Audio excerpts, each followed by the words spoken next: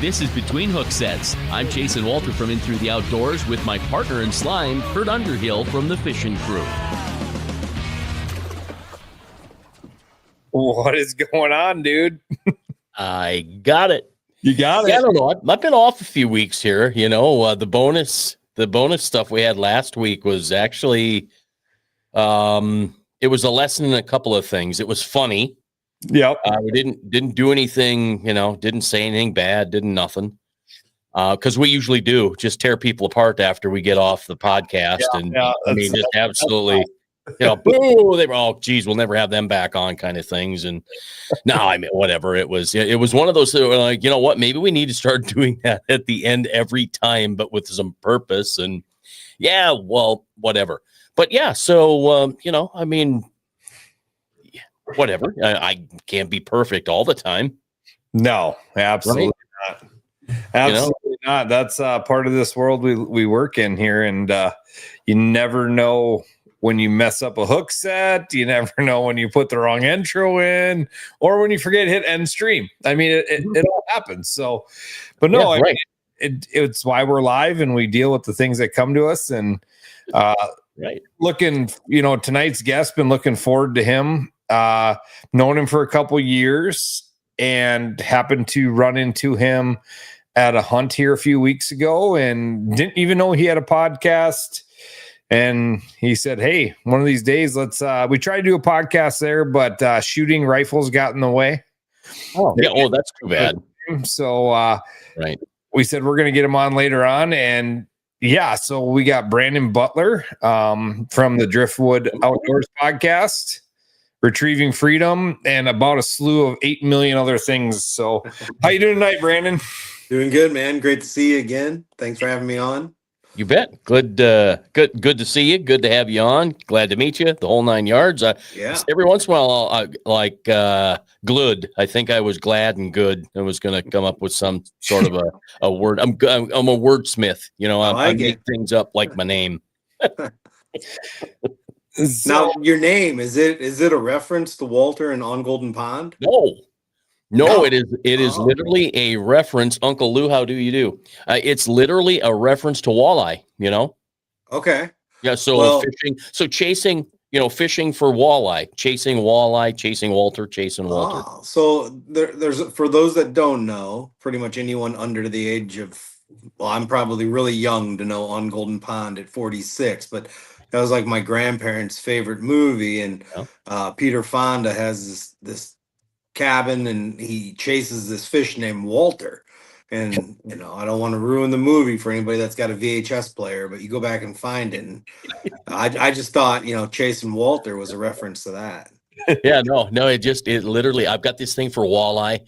And it really comes down to, I mean, for the most part, really Dave Underhill, Kurt's dad, got me to put my Zebco down and start fishing with a real rod and reel. I think it was even a G Loomis and a Fluger, maybe, whatever, right? And so I'm making the step, and I'm just making a fool out of myself. But I caught this 8-pound walleye, the biggest walleye I've ever caught or seen in person in my life.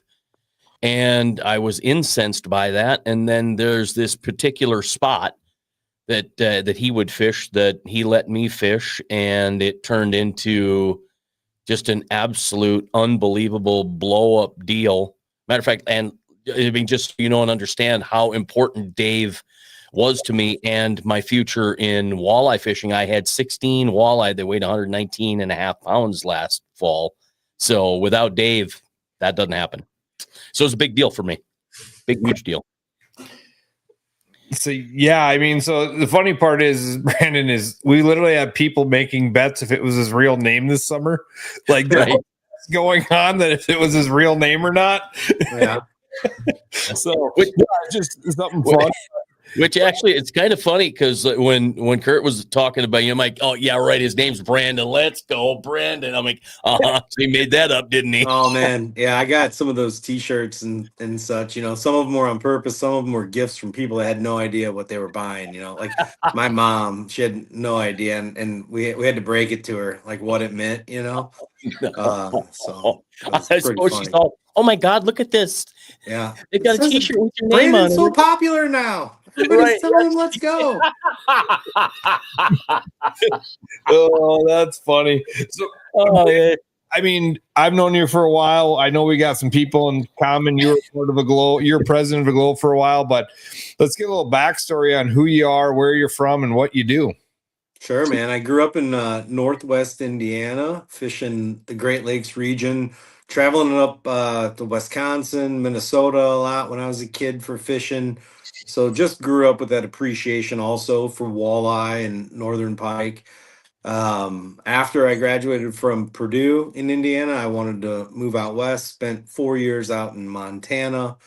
I've been in Missouri now about 15 years. Moved to Missouri to go to work for Midway USA as the marketing manager of Caldwell Shooting Supplies and all those brands.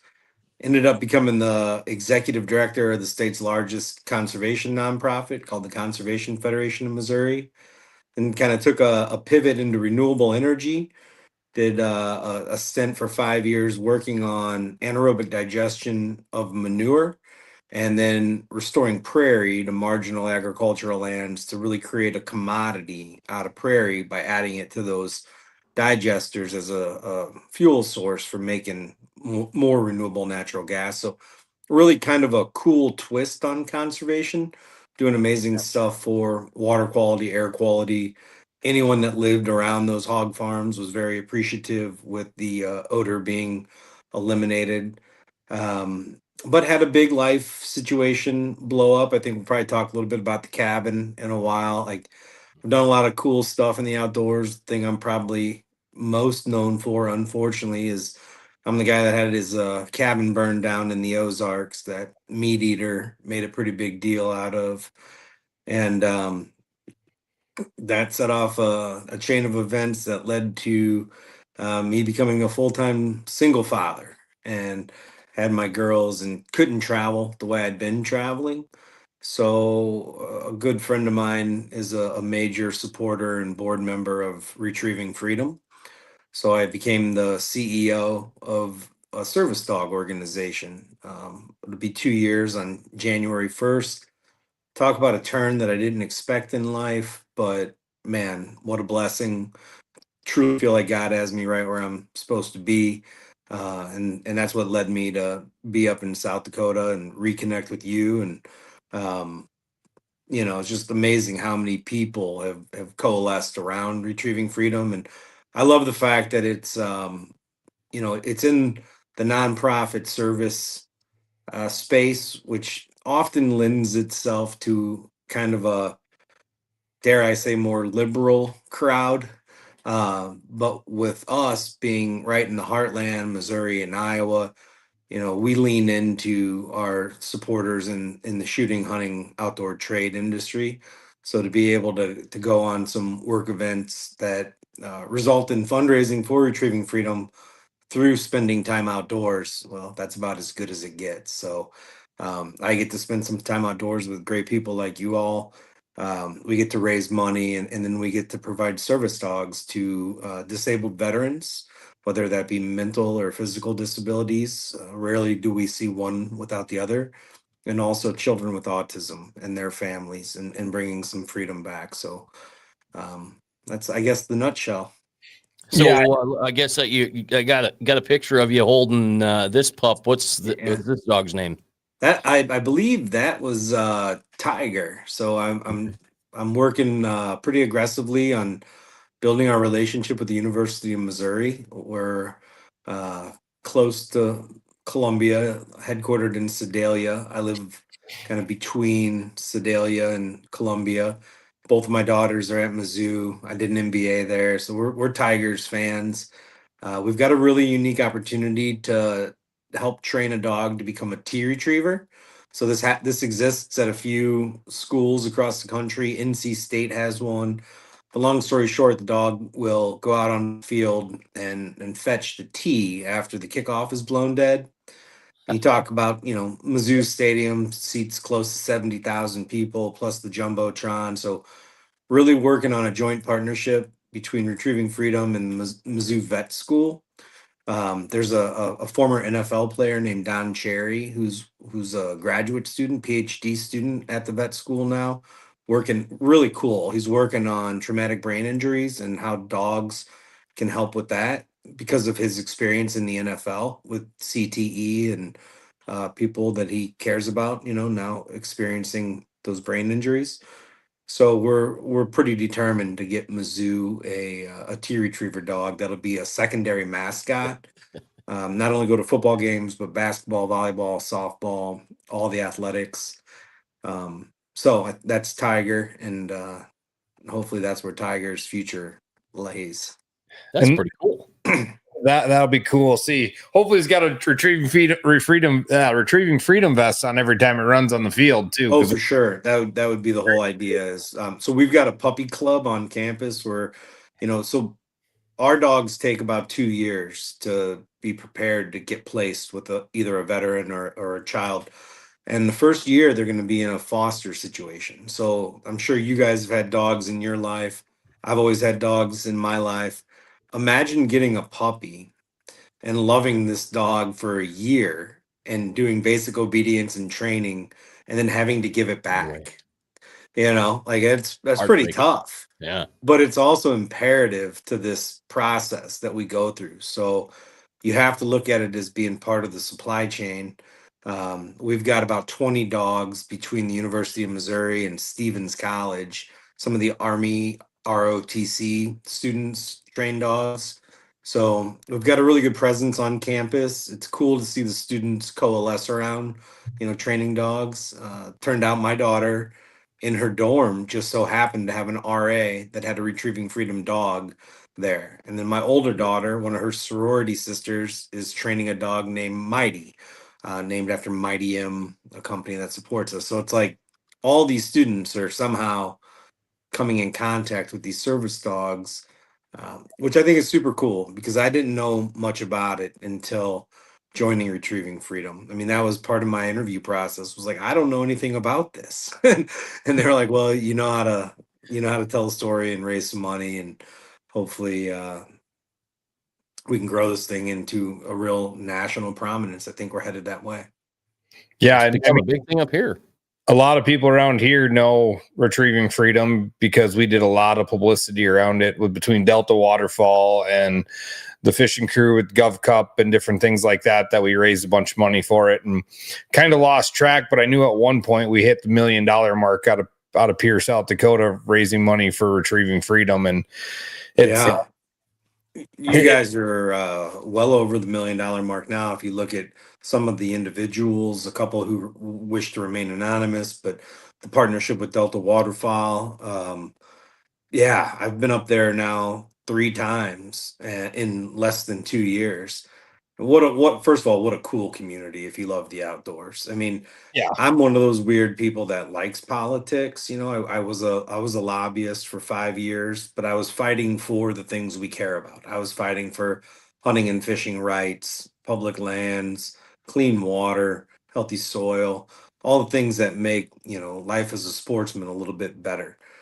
So I enjoy that process. I like being involved in, the actual decision making. So, hey, our buddy Brian's on there, and so it's a beautiful area where you guys live in Pierre up there. I mean, the hunting's world class, the fishing is world class, and I had no idea, but the golfing is world class as well. I got to play Sutton's Bay, and that was incredible. Like they're like, we're gonna golf, and I was like, yeah, okay. I was like, I've been fishing a lot lately, and we'll probably get a little more business done if we golf. So I'll go golf. And then we showed up there, and like, damn, man, like that's one of the nicest golf courses I've ever seen.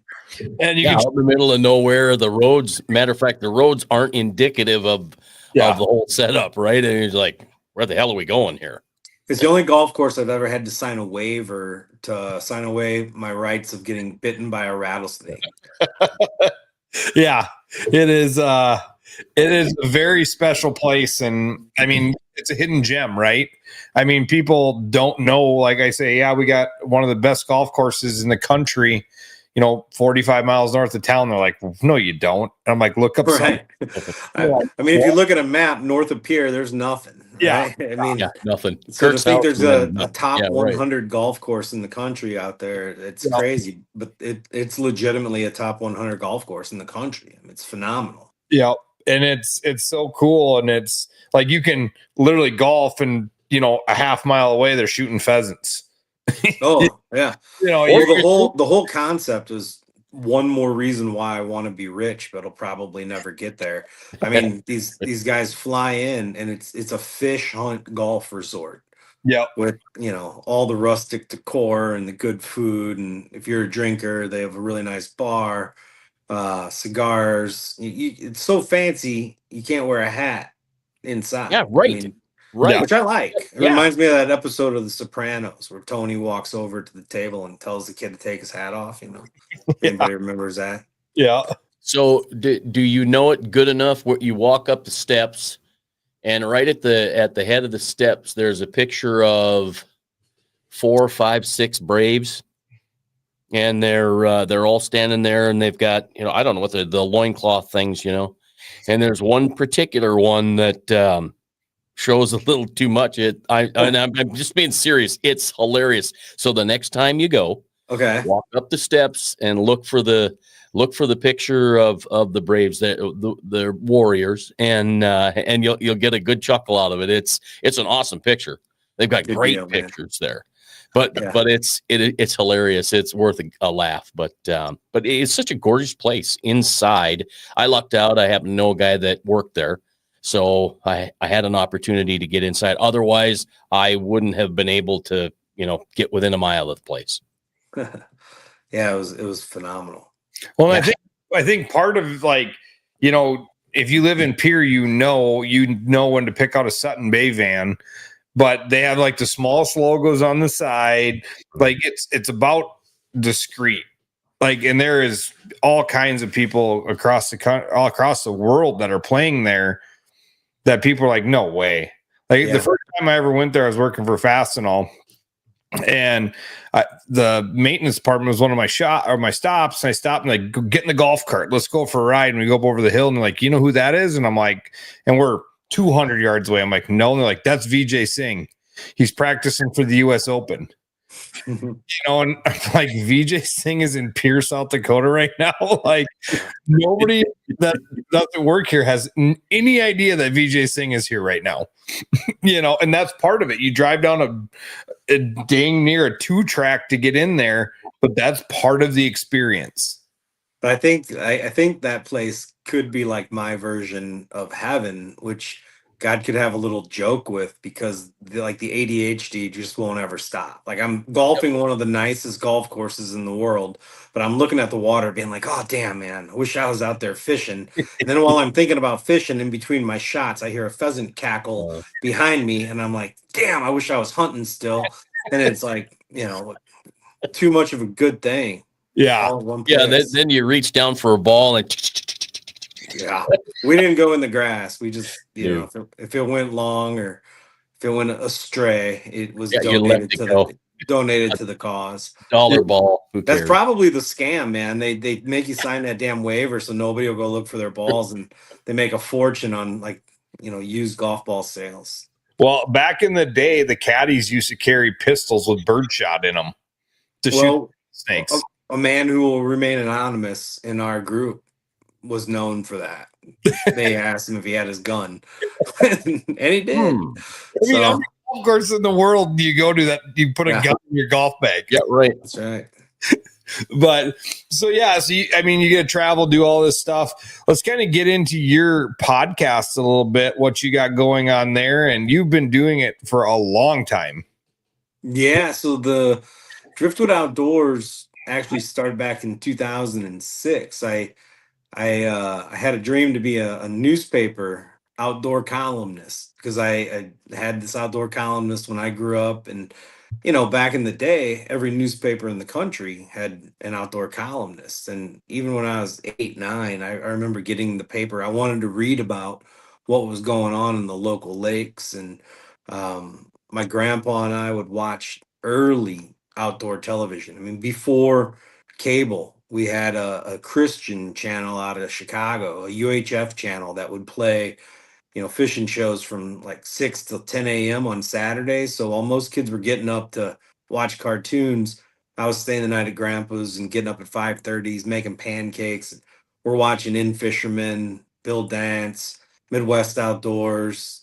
You know, he had subscriptions to Fishing Facts, Midwest Outdoors, which is cool because now I'm a senior contributor there. And um, I've still got stacks of these magazines that he underlined and highlighted from back in the 80s. And then we'd go for like 1 week a year to Minnesota or Wisconsin. He'd just get blanked. It was just like the most unlucky fisherman. He put so much into knowing what he was doing and so little time to actually doing it. I think there's a big lesson in that. Um, but then I went to Purdue. Nobody ever told me, you know, you could have a career in the outdoors. I mean, I had white-tailed deer wallpaper when I was a kid, and no one was like, you know what, man, like maybe a wildlife biologist job would be good for you, or you know, outdoor writer or something like that. I ended up selling auto parts at Napa, like right out of college. Really? Like, there was just no direction there until I met a doctor in Montana, and Donald Thomas Jr. is his name, and he's written a bunch of books, and I really respect the fact that he flies under the radar, but he does a lot of traditional archery, wing shooting, fly fishing, and those are all things that I enjoy a lot myself, as well as big game hunting. But the older I get, the more disillusioned I become with the whole trophy aspect of hunting. If they ever come up with a trophy score for pheasants, I'll quit. I So, get you there. yeah. But I'm working on this quest I created. It's called 50 and 50 by 50, a hunter's quest to experience America. So I have to successfully hunt in every state by the time I turn 50. And I'm 46. I've got 37 states done. And it's all different stuff, you know. And I explain it to people like the way Anthony Bourdain used food to connect the people and places. I'm just using hunting to connect the people and places. It's far more about like who I meet along the way, what we're doing that's interesting. I mean, there's no animals from this whole quest that are going to be entered into a record book, or you know, I won't paint my face or flatten the bill on my hat or do any of the, you know, the Hey, come on now. hey. You know, so it's just about the travel and the people and the history. And in fact, I'm going with now I might get the name wrong, Joey Job, the Joey Joe. Yep. decoy carver. I'm going to do the body booting Go body booting. I got to do that a couple in years ago. December. So that would be my Maryland. I wanted to do a Chesapeake Bay hunt because it's so historic. You know, it's a big part of the history of waterfowling. And I'm going to leave there and go down to Jamestown or Colonial Williamsburg and shoot a deer where the very first settlers would have shot a deer. Wow. Do stuff like that, you know, like a doe from Jamestown under those constraints to me is as cool as killing another buck for the wall, you know? Yeah, right. So I got to go out like 3 years ago body booting with Joey Jobs, and I tell everybody, if you're a true duck hunter, yeah, you have to do in your life, it's not a stack 'em up hunt. Like, you're not going to stack up a bunch of ducks. You have the possibility to, but it is one of the coolest hunts. And they started body booting in World War II gas suits after they outlawed sink boxes. So you put on a full Coast Guard survival suit and you go stand in the middle of the Chesapeake Bay on the Susquehanna Flats with a box that's like this big, you know, and you put your shells and your gun sits on top of it and your everything you need, your water, your snacks, and you sit there and it's called a stick up, and you hide your face behind it and you pivot 360 degrees, and you'll start when the water's like knee deep. And by the end of the day, it'll be up to here. And they're like, okay, we're done. Tide's too high. We got to go. And it is, and the decoys are, you're in the middle of the decoys. So ducks are landing behind you. They're landing in front of you. Geese are coming in from different directions. And you're shooting diver ducks for the most part. And they're whipping by. And that it is the most cool experience. I want to take a group. I went out with a group of Delta guys, great group of guys, met some great people out of the deal. But I'd really like to go back with a group of my diehard duck hunting buddies and go, we're going body booting. You guys are going to experience this. We're not going to stack up a whole bunch of ducks, but you'll never get a living experience like this. And then the best part is you stay at Joey's. Joey lives in row housing. He owns the one next to him. That's where we stayed. And you sit out back every night and drink whiskey and smoke cigars while Joey's carving decoys. Oh, yeah, that's cool. Right in the decoy factory, and you get to watch him make decoys. And he can paint a decoy. He painted a canvas back decoy, all but the head, in under 5 minutes from a bare piece of wood. I've only got one, but it's a goose that I bought at the pier Delta Waterfowl banquet a couple of years ago. Yeah, so I've had a couple, and then I went and hunted with Joey. Now I'm addicted to them, so I have a bunch. I bought a swan decoy from him. I've got every goose. I mean, I've got all kinds. I mean, I buy them when I see them. I've got coots. I've got everything, and I just absolutely love it because they're handmade. And like we tell people that at a Delta banquet, these things are handmade. Each one of them. And they're hand painted. And they're like, no, they're not. There's no. And how many a year? I go, like 3,000. There's no way he makes 3,000. I'm like, I sat there and watched him, and we're out hunting, and he's on the boat carving, whittling heads. And he's just got a freaking wicker basket, and he's just whittling heads, 2 wicker baskets, and just throwing heads in them. It's insane. See, and now you got me even more excited. So you said we won't stack them up, and that doesn't mean anything to me. I don't care about stacking anything up at this point in my life. But you think I'll get one? I just need one. Yeah, we shot bluebills. We shot buffalo heads. We shot golden eyes. We shot black ducks. I got lucky enough to get a black duck hybrid. Oh, half cool. black duck. The what's gonna piss you off the most is the swans. Oh. They are everywhere, and I had one land like in swim within 2 feet of me, and you can't shoot swans out there. That's cool though. Man, I had an experience tonight. I had a bobcat come across my field around a brush pile and literally underneath my redneck in full daylight. I mean, and it was a big bobcat, and you can't shoot them right now either. But I had a video camera, so I was videoing them. But then a nice buck came out, and this is just behind my house. Like I live on 40 acres in North Missouri. And then a nice buck came out, and I had to decide if I wanted to try to grunt at this buck and get him to come off the fence down to where I was at, more in the bottoms, and spook that bobcat or keep filming that bobcat. I ended up grunting at the buck. He jumped the fence anyways. The bobcat spooked. It was double loss. But it's the things that you see out there, man, that you don't you don't have to kill it to enjoy it. To have a swan swim up within 2 feet, I'll be incredibly thrilled by that experience. I mean, the worst part is you're out in the water and you have like a 6-inch by 2-foot box, and everything is wet. I mean, you're in water, and when they're yelling at you to get down, you're to the top of your suit, and like one of our guys took a camera out there one day, and it's so hard because you have nowhere to put anything. And it's like, where do you put the stuff? And he's like, we've had guys that want to come out and film this, but it's almost impossible. What if you had like a floating bag and just tethered it to yourself and it floated? Yeah, I might have to do that. Yeah. So now, I mean, what you're talking about right now is what's getting me excited. So I started that column in 2006. I walked into the Bloomington, Indiana newspaper with a PowerPoint presentation on why they should hire me to be the fishing report writer. About halfway through, the publisher said, "Hey man, will you do it for free?" And I said, "Yeah, I'll do it for free." And it's great because I talk to kids a lot now today, my own kids and others I've taught at the University of Missouri. In fact, I created a course at the University of Missouri called Communications and Natural Resources because I got so tired of going to congressional hearings and listening to scientists talk over the top of legislators.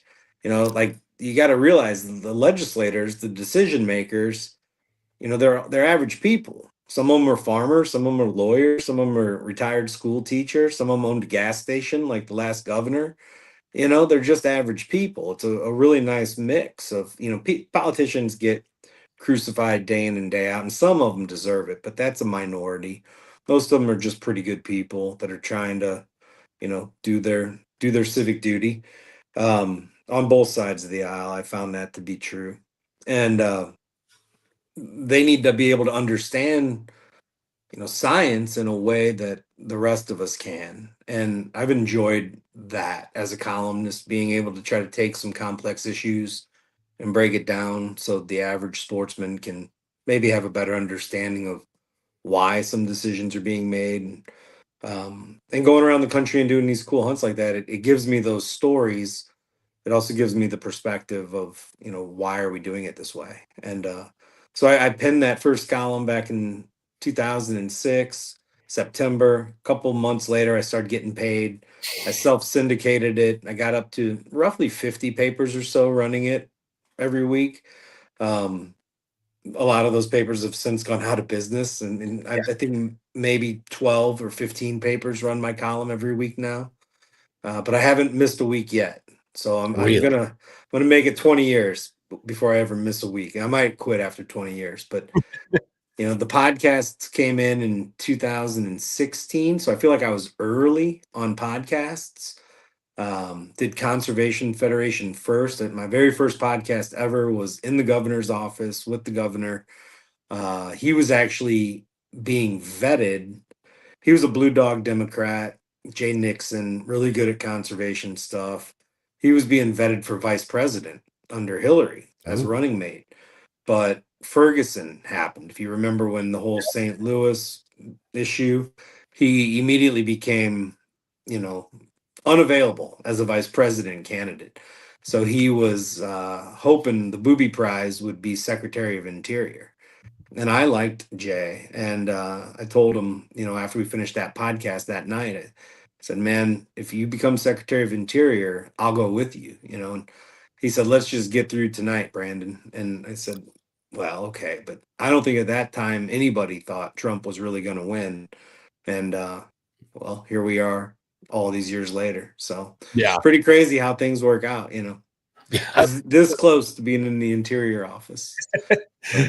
That's pretty neat that you've been doing the podcast this long. And me and Chasen talked about it, and it's like, oh, we haven't missed a Wednesday. We always look forward to Wednesdays. Sometimes it's a scramble to find who we're going to have or what we're going to do, and being more fishing based. But I'm like, we can talk anything. That's why we named it Between Hook Sets, because we got anything we can talk about. And getting guys like you that have been in the industry a long time, you learn something new. You learn a different aspect of something. And I watch a bunch of your podcasts or listen to a bunch of your podcasts on different things, and it's really a different twist. And that's what I love about podcasts, is the people who put them on can take it any direction you want it to go. Yeah. I think that's a double-edged sword, because ours is the same way. I mean, it's called Driftwood Outdoors, but sometimes we're talking about duck hunting. Sometimes we're talking about trout fishing. Sometimes we're talking about mental health. Sometimes we're talking about drinking too much. Sometimes we're talking about cabins getting burned down. There's just no telling what we're going to talk about. And I do believe, like, a big part of our audience appreciates that. However, I do think that if you can be the best in a niche, then your audience potential can grow a lot. And that was advice that I got early on from some pretty big name outdoor communicators. They were like, look, you got to be the best largemouth bass fishing communicator in the country, or you got to be the best bow hunting white-tailed deer communicator in the country. And that just doesn't work for me. Like, that just isn't how I'm wired. So I'm very thankful that although my communication efforts have always somehow directly had relation to what I'm doing professionally, even as a CEO now. Like, I'm not a CEO because of how good I am at statistics. I promise you that. Like, it's the communication stuff that I excel at and enjoy the most. So, for anybody that's out there that wants to do this, there are very, very few people that make a full-time living out of being outdoor communicators. All three of us can testify to that.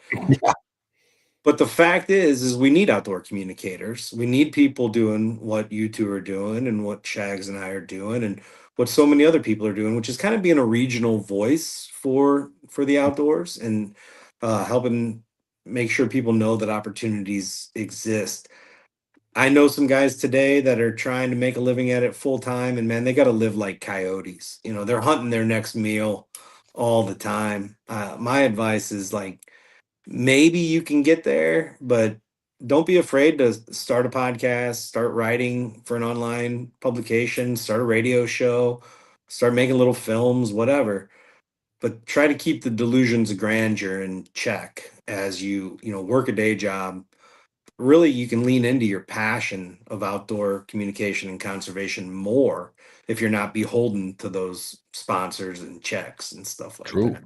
Yeah, very Yeah, true. right. Yeah, you can be you. You can speak you. Yeah. And I mean, I made a great example of it the other day. I did an episode for my radio show about please no premium, or I think premium fuel, no thanks, something like that. Anyway, my whole deal is it's time to get rid of 91 octane fuel. We don't need it, and that's my opinion based on talking to different mechanics from mercury and so on and so forth. And so I'm not tied to anybody. I make the plea, please resorts. Let's just get plain 87 unleaded fuel, and I'm not beholden to anybody. That's my opinion. That's my desire. That's my want. Right. Yeah. No, I mean, I've like I said, I've been around politics a lot, and I was just talking about Jay Nixon as a Democrat, but I was also nominated to be director of state parks by a Republican. So I've always really prided myself on trying to get along with people on both sides of the aisle. As long as they like hunting, fishing, and guns, we're going to be okay. Yeah. Yeah. Right. So clearly I lean, far more to that conservative side, but it's really critical that we have a big tent for the outdoors now. I mean, the thing that's probably gotten me in the most trouble lately, and it's not trouble, it's just it's not trouble at all, because our views spiked like crazy. We had like 18,000 views on a reel where we tell Ted Nugent to go pound sand because, like, dude, as a musician and as a advocate for the Second Amendment, he's a hero of mine. Like, I mean, he's amazing.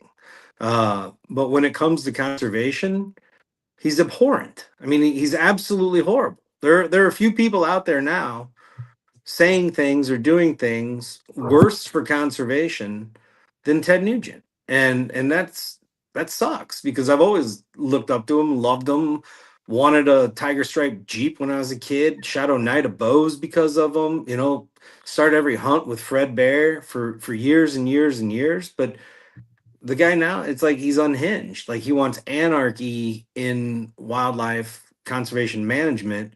And that's simply because his Sunrise Acres is 320 acres. So when Ted Nugent goes out to be all wild in the outdoors, he's unlocking a gate and going into a pen that's full of pets, and he shoots some of them for a TV show and pretends to be the great white hunter, and then damns all the people that actually went and created careers around wildlife biology and wildlife conservation. And I mean, not only is he going after any state that has any kind of regulations on chronic wasting disease, he's going after Texas. I remember when he left Michigan, because Michigan was crazy and Texas is like the Holy Land. But now he's down there just damning the Texas Conservation Commission and just going around and riling up the mouth breathers to the point where, there's like a contingent of people that are like, we're not going to buy licenses anymore. We're not going to do this anymore. And those people are going to exist. What they don't need is some highly recognizable celebrity leading the charge. And that's what he's doing. Like, He claims to be this big hunter conservation guy. Well, I don't even think he claims to be a conservation guy. He just claims to be like the world's greatest hunter, and he can't get through a sentence without using the word "I" 5 times in the sentence. But yeah, that's what we're up against. We're trying to have hunting perpetuated into the future. We live in a country where less than 5% of people hunt. The number of hunters is basically staying about the same, but the population of our country continues to increase. So while our number holds, the percentage shrinks. So our percentage is now under 5% of Americans that hunt.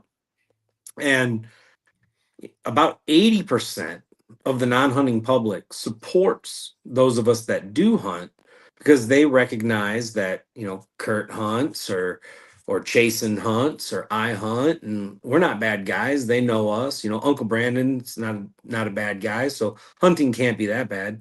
But they think it's about tradition. They think it's about the body booting, like you were just talking about. It's about going and doing these like really cool experiences. They think it's about food and Thanksgiving and the pilgrims and all that. When they find out that it's not about that, that it's about a score, like a game, and really egotistical glory on Instagram, they're gonna lose interest real quick. And as that number shrinks, people need to start getting real worried because Ted Nugent can scream as much as he wants about God-given rights, but the reality is hunting is a privilege that's provided to us by our fellow citizens. And if we don't find ways to be inclusive of those citizens, we'll lose that privilege. So that's why I take a stand against people that are so damaging to what I perceive to be, one of the most important traditions we have, which is, spending time in the outdoors, hunting, fishing. Very well put. And I mean, I don't follow much of Ted Nugent because I think he's just crazy. I mean, I like some of his music, but he's crazy. And that's very true. Like my fondest hunting memories are taking somebody else to do something. Yeah. Probably if you ask me to tell you my number one hunting story is watching my daughter shoot her first doe. Oh yeah. Like that's probably my number one hunting memory of all time. Now, getting to go body booting was great. Like all these different things I've got to do in my life. We're going swan hunting this weekend. I took a buddy last year with his son and he fell in love with it. I'm taking another guy that's never done it before. He's like, I'm in.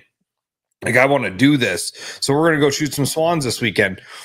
It's a great thing to do. And I'd rather sit back and watch them guys. Like I'll let them shoot the first swans that come in. And then if there's more than 3 or more than 2, I'll hit one or I'll back clean up and then I'll wait for mine. It's not like it's just a great experience. And that's why like the body booting thing was so good to me because it wasn't stacking up hundreds of ducks.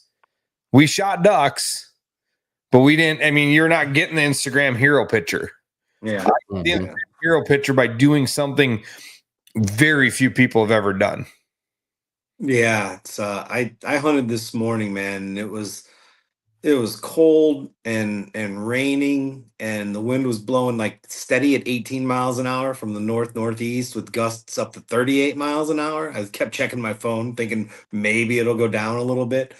Wasn't happening. And I was texting and my lady said, it must be really good out there today. And I said, no, it's absolutely miserable, but I like it. And she's like, mental war games, huh? And I said, yes, mental. Like I'm freezing. I'm out here in a pair of jeans. I was hunting in a blind because it was raining. But the windows were open and mist was rolling in and it was windy. And so I was cold, and it's like my life has gotten so comfortable. I mean, it's really comfortable. Like my feet hurt if I walk on rocks, like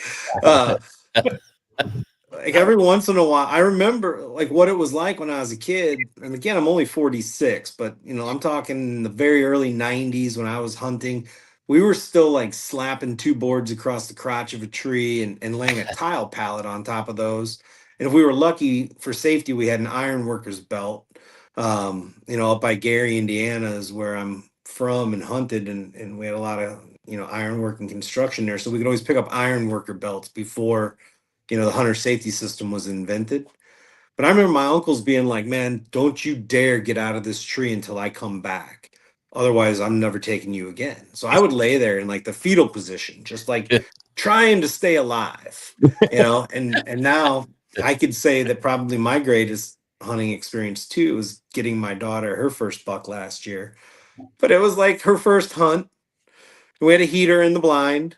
And she was like looking at her phone, and all of a sudden you look up and there's a 135-inch 8-pointer in the field. It's like, I'll shoot that one. It's like we've made it so comfortable that it's almost like we have to find ways to be uncomfortable to give ourselves the benefit of getting comfortable again, right? If you're always in a state of comfort, then you don't know how great it is. So I enjoyed being cold and rainy and all that. And it just felt like a monster was going to come out at any moment. And it never did.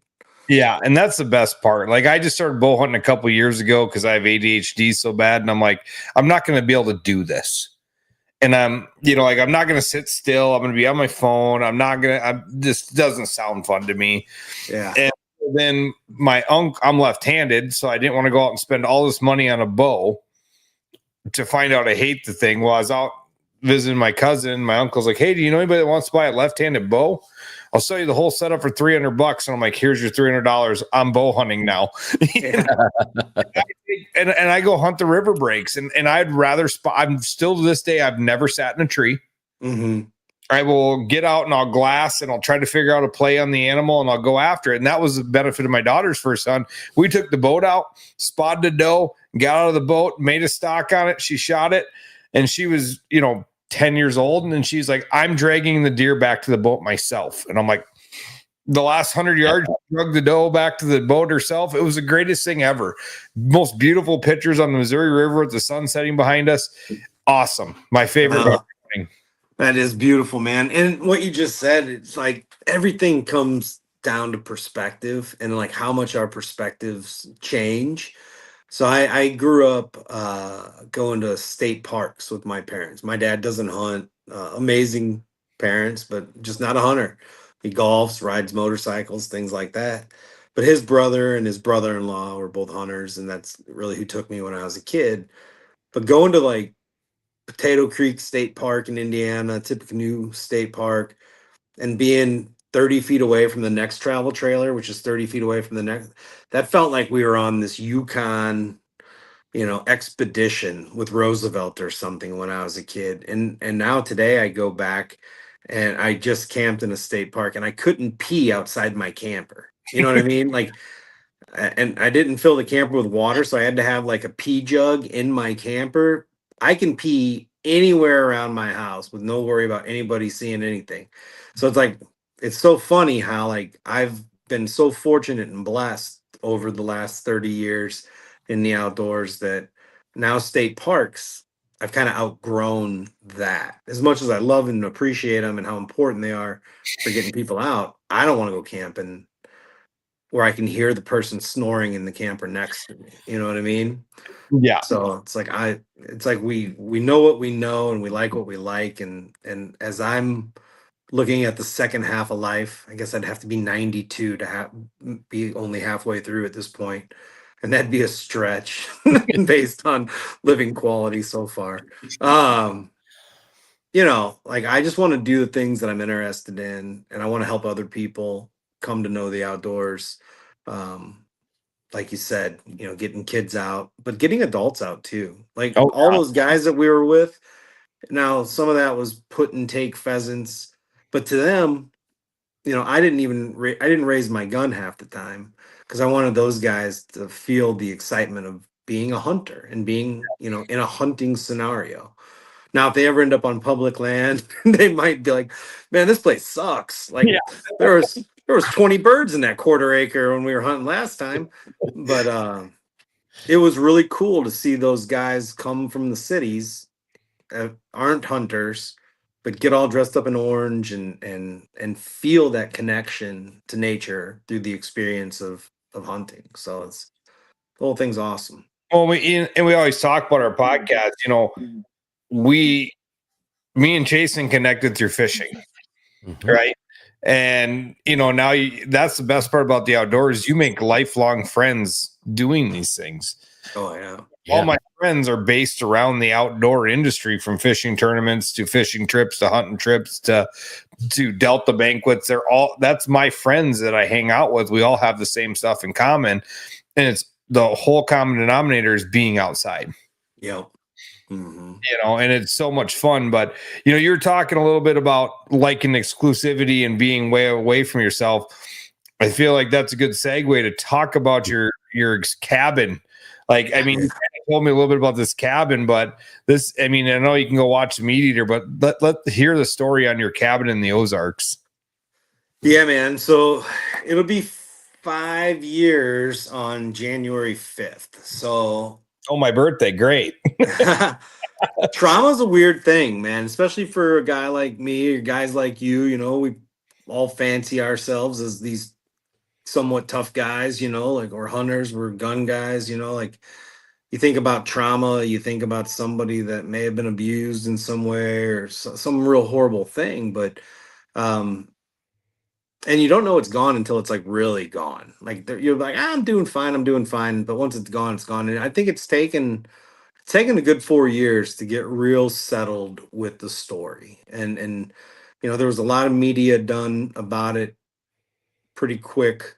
But I'm getting to the point where I feel like I've got the book kind of written in my head, and I've got to get this down on paper and out and tell the story. But the story is I was asked by a governor to help to help build public relations statewide for a new state park that he was building using some money that came from a lead contamination of a different river. So it was controversial off the bat because he was basically mitigating the loss of one watershed and protecting another.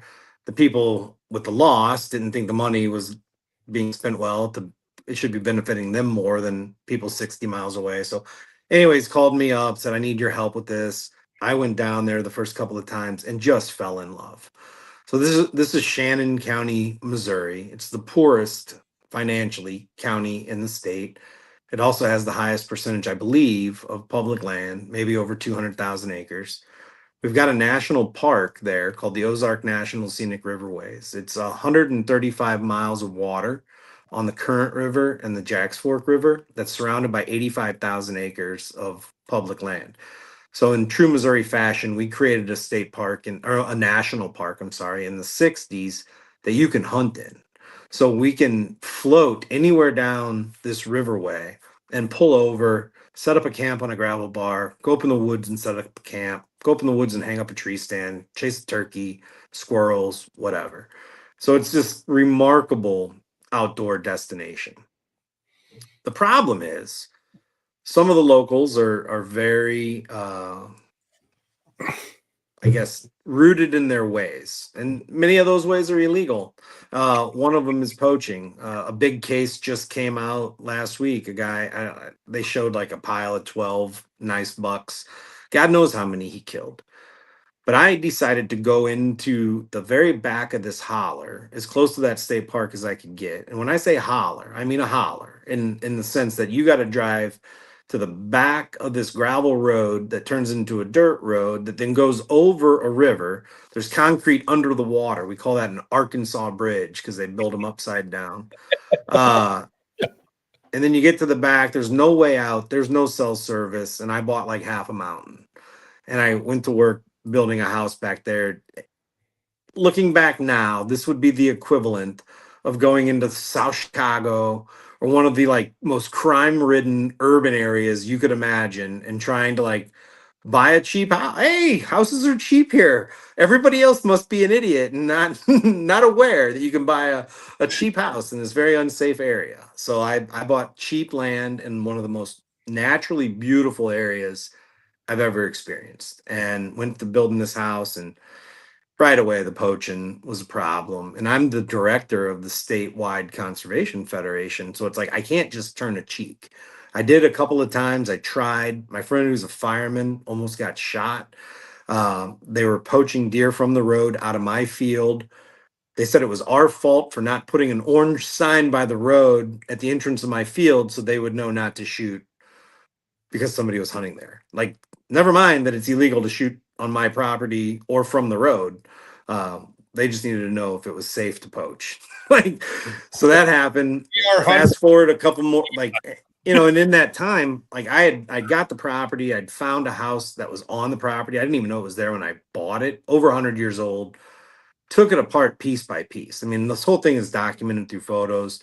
I saved the roof off that old cabin and made it the ceiling. I had a 20-foot peak vaulted ceiling, big rock fireplace, taxidermy, red cedar from a local mill throughout on the walls. I mean, when I say cabin, like that's I like the idea of having a cabin, but it was a lodge by all intents and purposes. It was a big lodge. Bunch of my buddies started coming there, Hal Herring, Clay Newcomb, before him and Ranella had ever met. Ranella and Giannis came. We did some podcasts from the porch. A number of other outdoor communicators, Ray I, Turkey Legend, Bobby Whitehead.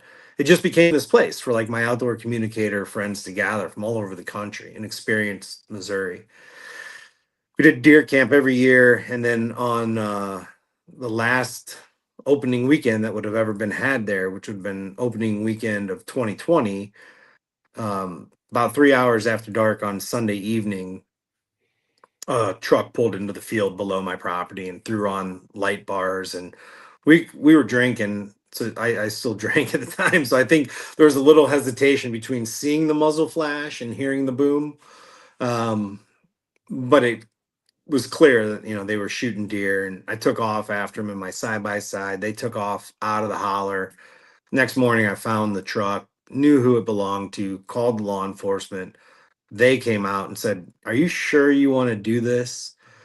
Knowing like what was going to happen, like what kind of retribution there would be. And I said, I have to do this. Like, I'm the guy. Like, literally there's 6 million people in Missouri, and I'm the guy saying you have to turn poachers in when they poach. So I did, and that was the middle part of November. That truck ended up having 3 women in it. They ended up pleading guilty to poaching. They were driving around, passing around a bottle of whiskey. 3 women shooting deer and leaving them lay for fun.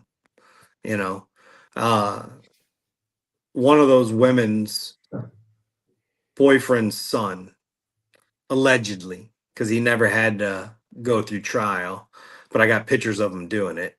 Uh, Burned it down. So I got pictures of him on the porch. I got pictures of him walking away with fire coming out of the back window. And I got a time lapse from a trail camera of that thing burning every 30 seconds for the next hour. And then there's a time lapse of me walking up while there's like flames just kind of like flickering of what's left of it.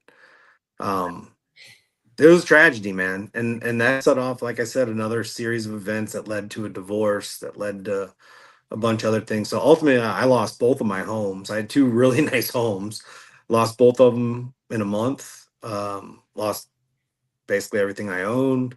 Uh, really kind of hit the bottom, And I didn't think I did. I always thought I was real strong and shit. But looking back now, I was drinking way too much, so I stopped. Kind of isolated myself, but I put all that behind me and move forward. I think that's why I said retrieving freedom is right where God wants me to be, because I get to see other people that need help healing from something, or at least maintaining from something that they may never heal from.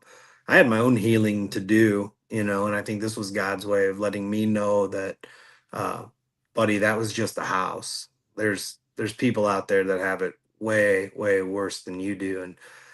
And now, man, fast forward 5 years, and I tell people, with you know, the lady in my life now, the relationship I have with my daughters, the relationship I have with God, the sobriety, the job, I'd burn that place down myself. Like, if I knew where I would be today compared to where I was then. So that's the whole circle. Like 5 years later is like, man, that was some despair. It was dark. It sucked really bad. Like, knowing that I'll never, see some of the things. It wasn't the fishing rods or the raft or the log splitters, or the expensive shit. It was my grandpa's Boone and Crockett mule deer. It was the ashes of a guy named Ron Kruger that was on the shelf. We now call him Ron Kruger double baked because he got cremated and then he went through the fire again. But you know, things like that were in there, like the heirlooms, the every deer rack that I ever killed that I didn't mount. So, you know, dozens of small bucks and European mounts and both of my bears, a lot of my ducks, all that stuff is gone. But you know what, dude? Like looking back now too, it's like I look around at all the taxidermy I still got and I'm like, what am I going to do with this? You know, Right. I learned a lot of perspective on how little things mean when they're forcibly taken from you. Like it hurts. Like we're all still that little kid that it's like, it's mine. It's mine, Right. you know. But once it's gone, it's just kind of gone, you know? Like I had these couches that were my grandpa's from his den. Like he died in his den, like in a hospital bed in hospice. We were all there. Like I was sitting on one of those couches when I watched him take his last breath. And there's no way I was ever going to get rid of those couches, but they kind of sucked. And now they're gone, and it wasn't my fault. So it's kind of like I'm off the hook, you know? So there's you got to look for those kind of perspectives. Is like sorry the couches are gone, grandpa, but I didn't do it. And I don't ever have to move them. So Well, and you were, you know, when the night you told me about it up here at the hunt, you were like showing me pictures. You're like, that was my daughter's artwork. That was my grandparents' bed. I mean, you could almost point to anything on the wall and tell me where it came from. And that would be the hardest thing, right? Because like I said, we're a little kid, it's mine. You got the heirloom that you hang on to. You got this, you know, stupid, maybe the stupidest little thing to somebody, but it means something to you. Totally. You know, and that's what sucks the most. Like the house is replaceable, right? Yeah. The outside is replaceable, but stuff inside, but you know, you've got pictures of it. Unfortunately, it's not the same, but you know, like I said, hindsight 2020, you'd have burned it down yourself.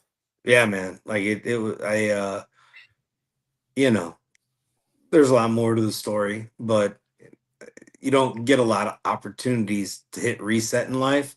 Like I've got this thing about the Nintendo, like the original Nintendo. Like I don't know, Kurt, if you're old enough to have had the original, but you know, things are going bad. You just hit reset, like, and you get to start over. You know, like Mario, you fall off the cliff, you just hit reset and you do it. Life doesn't give you that. Life doesn't give you the like reset button. At least it doesn't give it to you very often. And I kind of got one where I was just stripped of just about everything.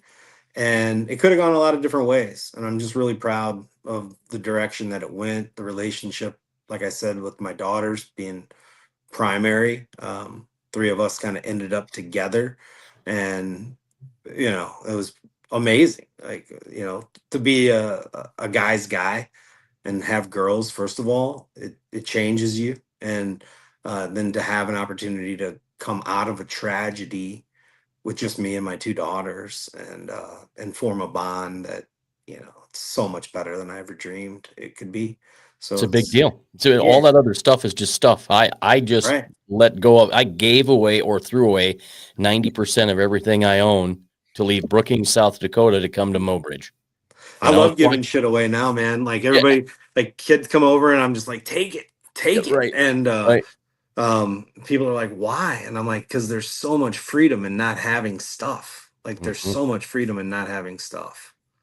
So, yeah, not being anchored down, tied down. You've got your people. I think I'm closer to my boy on Snapchat than I was when, you know, we lived 5 miles apart or whatever, right? Yeah. You know, you've got those things that really change your life and make a difference. And all the other stuff is just stuff. You know, I threw 3 of these away. And I'm like, well, but I don't want to get rid of them. But you guys, I'm sure you guys have more fishing rods than I do, but I probably have 100. And I fish the same 5 every time. Yeah, right. You know, it's like, why? But then I'm like, but this one, you know, I like this one for this. Maybe someday I'll actually go catfishing and I'll need these 4 catfish rods that haven't been used in 5 years. Yeah. So that's, it all stacks up that way. So if some kid's like, man, I don't have a rod, like now you do, you know? Yeah, right. Yeah, and that was like growing up, that was my dad. My dad is like the biggest giver you'd ever met in your entire life. And like, I mean, I remember fishing the bank down at the James River in town. He'd come down and I'd be fishing. There'd be some kid with a broken Zepco and he'd grab my G Loomis and hand it to him. Yeah. I'm like, what are you doing? And he's like, he needed a new rod. And I'm like, well, you just took my rod. Yeah. Right. Like, and we weren't, I mean, I always tell people we weren't hard off, but we definitely didn't live the G Loomis lifestyle, right? Yeah. Had I was G gonna Loomis. say, if you had G Loomis's, you weren't as hard off as I was. Right.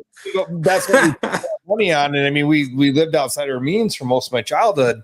And I'm like, you just gave my G Loomis away. I'm not going to get another one for like, he's like, oh, I'll get you another one. And I never see it. Right now I'm fishing the Berkeley Cherrywood, because I don't have any option, the Berkeley lightning rod. I think I still have one of those cherry woods. It's kind of got like the striped foam handle on it. Yep. Yeah. Yeah. And I thought I was onto something there too, boy. I'll tell you. Man. I finally bought a Berkeley lightning rod and I thought I was high on the hog, but after my dad passed, we started giving rods to kids in his honor, because that's what we do, and so I'm with you. Like I get stuff and I find something cool and I'm like, oh, this is awesome. I'm going to keep it. And then I'm like, you know what? You can have it, That's right. Yeah. And seeing the joy in other people, that's just like the hunting, like seeing somebody catch their first fish or shoot their first deer or whatever. I have more fun doing that than I do doing it myself. That's one of the blessings and challenges of running a nonprofit. You're responsible for the ROI on someone's investment into goodwill. And some of these guys are investing a lot. I mean, and it's not just the person that's investing financially a lot. When I say a lot, I mean a lot of themselves. There's people like what you do for Delta Waterfowl. You invest so much of yourself into that. And Delta Waterfowl then has an obligation to make sure you're getting from that experience what it is you're looking for. And it's not financial gain or it's not more things. It's a connection to people and opportunities to do good for the things that you care about. But that's still a responsibility that Delta Waterfowl has to carry. And as the CEO of Retrieving Freedom, that's one of the things that I try to do is always keep in perspective that these people are giving to us. They're not giving a fishing rod, they're giving checks, or they're giving, more importantly, their time. So for me, instead of just saying thank you, I always try to keep in mind, like, all right, what is it this person really wants from this gift? And it's to see someone else flourish. So the only job that we really have to do is make sure that we work the mission, that we have success stories, but also that we communicate those back to the people that are giving. So I think selfishly, I like that as well. I like giving, but I also like hearing like, how'd it go once I gave it to you, So I think that's all we're looking for in generosity, is like a little bit of a reward in knowing that it truly did matter to somebody else. And shameless plug for Retrieving Freedom. And you guys know people that have benefited from it. Our donors can feel rest assured that people do benefit, and we're trying our best to make sure people know what those benefits are and how much you're changing people's lives by supporting this organization. I mean, I've got to meet 3 different recipients through the Delta stuff. And I mean, it literally, you can see that I didn't know him before. Mm-hmm. Getting up and talking in front of 500 people ain't something most people without any service related disabilities are comfortable with. It takes a special person to stand up in front of 500 people and talk. Oh, especially somebody who showed up to get their service dog because of an exorbitant amount of stress. That's what I'm saying. Like, right. So for them to overcome that, it's just another testament to how much power there is in these dogs. Yeah. And you take that aspect out of the picture, that they have a back, like they have that absorbent amount of stress. That's why they got the dog. They probably couldn't get on the stage before all their stress was in their life, right. Standing on the stage talking to 500 people. Yeah, no, it's incredible. Anybody that's ever had a dog, and we talked about this a little bit ago, like if you've ever had a dog, you know when you're at your worst, that dog recognizes it. You know, I can't be around my dog when Purdue basketball is on. He thinks I'm having a stroke and he just wants to be like in my face the whole time. I have to continuously reassure him that I'm okay, buddy. You know, but that natural tendency that they have to want to comfort us, what we do as a service dog organization is we take that natural ability and we tune it up into a skill set that results in those dogs giving attention in different levels of pressure, different levels of head in lap, half the body up on the lap, or a complete crash where it's body on body. And it's like, I dare anybody to just go out right now and get your dog and call your dog over and put that dog's head in your lap and pet that dog's head for 20 seconds and tell me what you were pissed off about before, Yeah, right. because it goes away, right? So it's amazing to see something as natural as the human canine bond taken and turned into a tool that not only changes lives, man, but truly saves people's lives. You know, it's a dangerous statistic to tout because it may not always be true. But proudly, I can say today, every veteran that Retrieving Freedom has placed the dog with is still alive. You know, and that's, you know, as that's as the remedy in many cases for somebody that showed up saying, you know, I'm thinking about taking my own life. Um, this might be my last stop. If this doesn't work, I don't know what I'm going to do. And when you take somebody that is that close to the edge already, and then you take a population set of those people, and it's worked on every single one of them, you know, I think Yeah. there's and there's a lot of great service dog organizations out there. I mean, we're not one of the largest. I'd like to think we're one of the best. There's only 86 in North America that are accredited by Assistance Dogs International. It's kind of like the gold standard ADI. We're one of those. We're in Missouri and Iowa, so we're in the heartland. We're in the flyover states, but that's why, you know, we're up in South Dakota, and I love it. It's where I want to operate. You know, I want to be in the heartland, and there's a lot of veterans in our neck of the woods, and unfortunately, there's children with autism everywhere, and it's growing substantially. So our you know, our demand is currently far greater than our ability to supply. And that just comes from finances. You know, the more money we had, the more we could train, the more dogs we could place. So hopefully And we'll keep growing. yeah, and you know, like I said, I love the fact that you guys are accredited, right? Like, and hanging out with people I know that have dogs and stuff like that. And it's, you know, I never thought of it until I started getting around Retrieving Freedom and stuff like that. And you see these people with service dog vests on, and it downright pisses me off because I can pick that dog out that's been trained and that hasn't been trained. That's right. And it downright Well, pisses me off when I see people that are walking around runnings with a dog with a service vest and it's running 5 feet from them. I'm like, that's not a service dog. yeah, I guess a comparison that I use sometimes is like, look, you can get married by a preacher that's been marrying people for 30 years, or you can get married by your cousin that got ordained yesterday for 125 bucks online, right? It's the same thing with service dogs. You can get a dog like ours that has 2 years of training and $50,000 plus invested in that dog. Or you can go to a service dog organization that gets dogs from the pound and trains them up for a month or two and then calls them service dogs. And I'm not blasting those kind of organizations because they serve a purpose.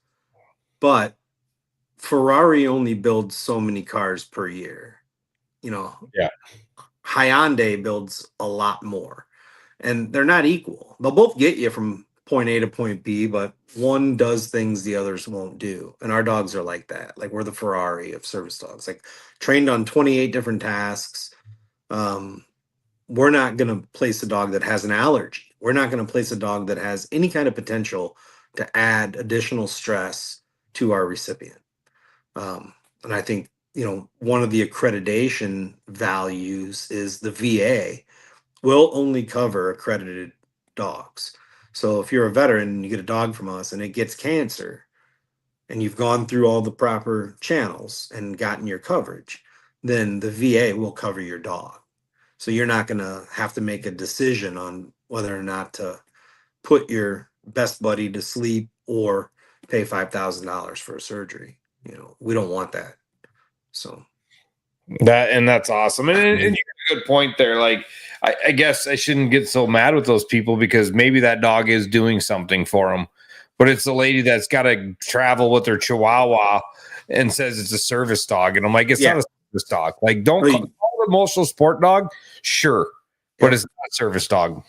You can blast those people all you want, man. I'll help you do it. It's like my point was there are different levels of service dog organizations, but there are certainly people that cheat the system. Yeah. I mean, it's like when you go to any store and you see the perfectly healthy person park in the handicap spot. And you're like, at best, you cheated the system. Right.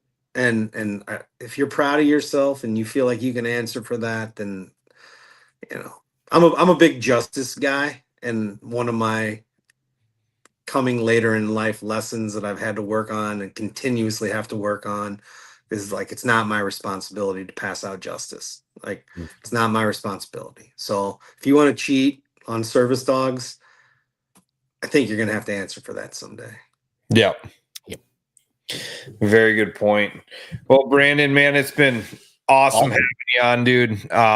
Getting to know you better than I kind of already did, and you are in the right place. I think your story with your house, everything that just kind of full circle, man. Like you're in the right place, and you're doing good things with retrieving freedom, and you're happy, and you get it. I want to hear more about your quest of 50-50. Yeah, right. I want to see that happen. Like, that's a cool quest. Well, I on that same body booting trip, I'm doing the deer in Virginia. That's the plan right now, is the deer in Virginia, ducks in Maryland, and squirrels in West Virginia. So if I get those 3 completed, I'll have 40 done, and I'll be turning 47 in January. So I got 3 years to finish it out. Should be pretty easy to do. I want to hard 2 done. Do you have Alaska and Hawaii? No. Alaska though is like for real being considered as a place to live, at least part-time. I've always just dreamed. I watched that One Man's Wilderness on PBS when I was a kid and read the books about Dick Prinicky. I think that's how you say his name. And I don't want to go alone. I want to take Lauren, but I could live in a cabin on a lake in Alaska with no contact for a couple months every year, I think. So I'll get Alaska done. Hawaii is where it ends, January 25th, 2029. I want to have a pig that I killed done in the traditional luau style. Like, I want it buried in the sand, like the historic way. And that'll be my 50th birthday meal and the end of my quest. Then I'll have to come up with something else. Like, I'll have to go fish every country or some shit. Yeah. I won't be able to sit still. Let me ask you this. When you came up and pheasant hunted, was that your South Dakota checking off the list, or had you been here before? No, I've been to South Dakota a bunch, actually. But my favorite hunt that I've done in South Dakota is I killed a mule deer on the Rosebud Indian Reservation maybe 10 years ago. And, not a giant mule deer, a nice one.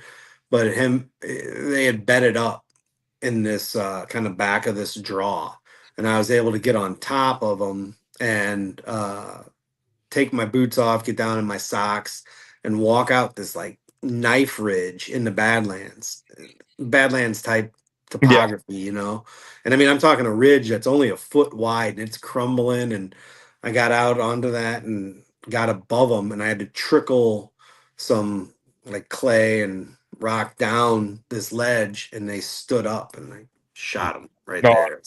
Because when you came to South Dakota, you technically got 2. You got your pheasant and your deer leaving. Yeah, no shit. Yeah, no. But no, we I guess we started off talking about being in South Dakota, but in all seriousness, man, that's a place I could live too. I never finished. You said you've never sat in a stand, and so I grew up in a stand, and then I did the time in Montana, and of course I've hunted all over the West, and I don't love it. I don't love sitting in a stand. It's what we do here. I live on 40 acres. I'd be walking in circles if I just walked. I have 400 acres up the road that I manage and can hunt. I'm very blessed. It's an amazing whitetail deer property. But, like I went out to my stand tonight on my property. My neighbor pulled up and parked his side by side 100 yards from my stand and went and got in his stand that's 200 yards from my stand. And neither of us did anything wrong. It's just like that's Midwest whitetail hunting down here. It's like, you're just on top of each other. And I'd rather not get one and go for a 5-mile walk in the broken topography of South Dakota than sit in a stand for the next 2 months, which I'm gonna do, but but I would rather be on my feet out there, seeing what's over the next hill. Yeah. I agree. Well, Awesome. buddy, it's been great having you on, dude. We appreciate you, and we'll have to catch up again soon. Yeah, we'll get you guys on Driftwood. Awesome. Everybody can check out Driftwood Outdoors. It's on all podcasting platforms, and yeah, we'll definitely reciprocate and get you guys on here in the near future. Perfect. Fabulous. Great to meet you. Thanks You for too. hanging with us. All right. Thanks. Take care. Thank Great. you.